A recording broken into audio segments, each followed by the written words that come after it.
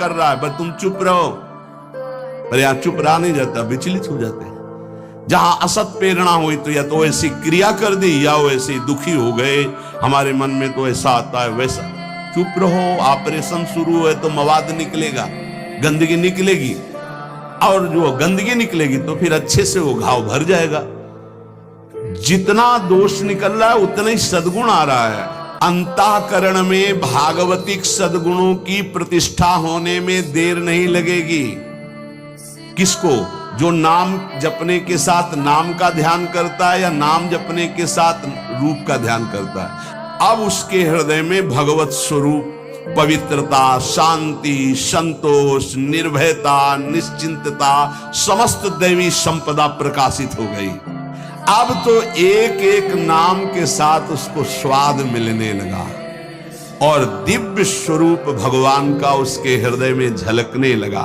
अब भगवान के रूप की प्रतिष्ठा उसके मानस नेत्रों में हो गई। लीला में प्रवेश, सेवा का अधिकार, सब भाव स्वरूप की जागृति, सब पूरा का पूरा प्रकरण ध्यान से बार बार सुनना।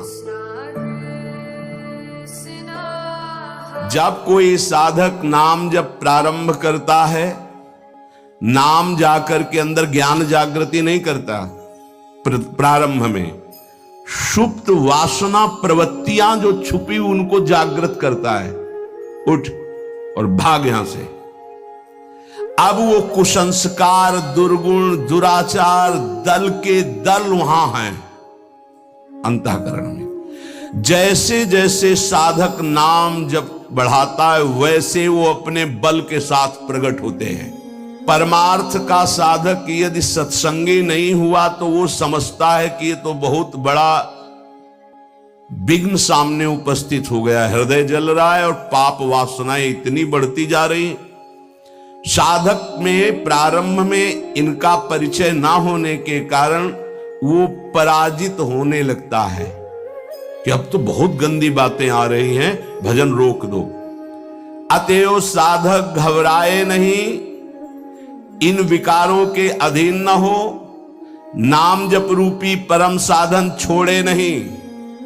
बिल्कुल मंगलमयी बात समझ लो, ये बात कई बार हो चुकी है, पर जो लिखा हुआ है उसे सुनोगे तो ज्यादा विश्वास हो सकता है।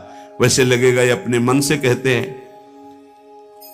साधक प्रारंभ में पराजित करने की सामर्थ्य नहीं रखता।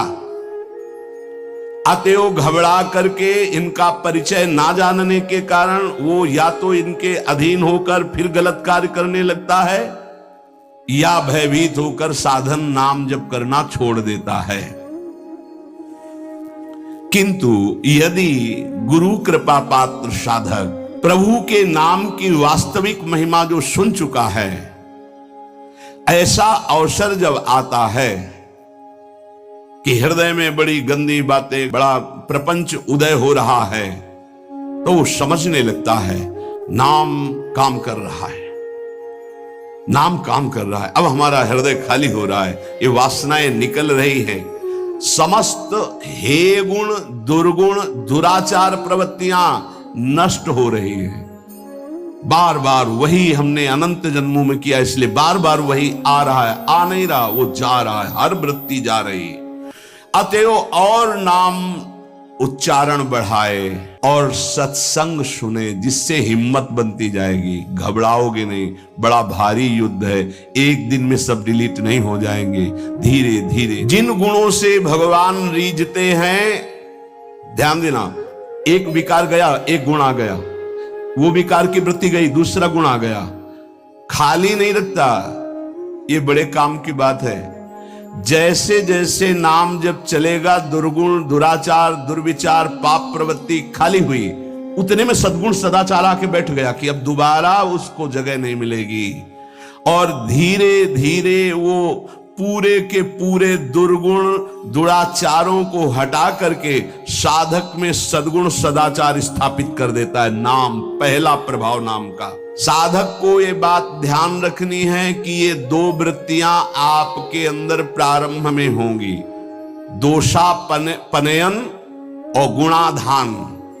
दोषापनयन, जो दोष वृत्तियां हैं उनको निकलना, और उनकी जगह में सद्गुण सदाचार स्थापित करना, ये नाम करेगा। तुम्हें चुप रहना है, राधा राधा राधा राधा राधा राधा।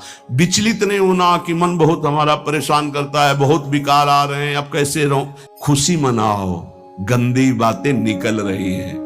पर साधक कैसे खुशी मनावे? वो तो मन में तदात्म में, तो मन में जलन हो रही है और वो निकल रहे हैं, तो वो समझ रहा है आ रहे हैं, और फिर वो उनसे या तो द्वेष कर बैठे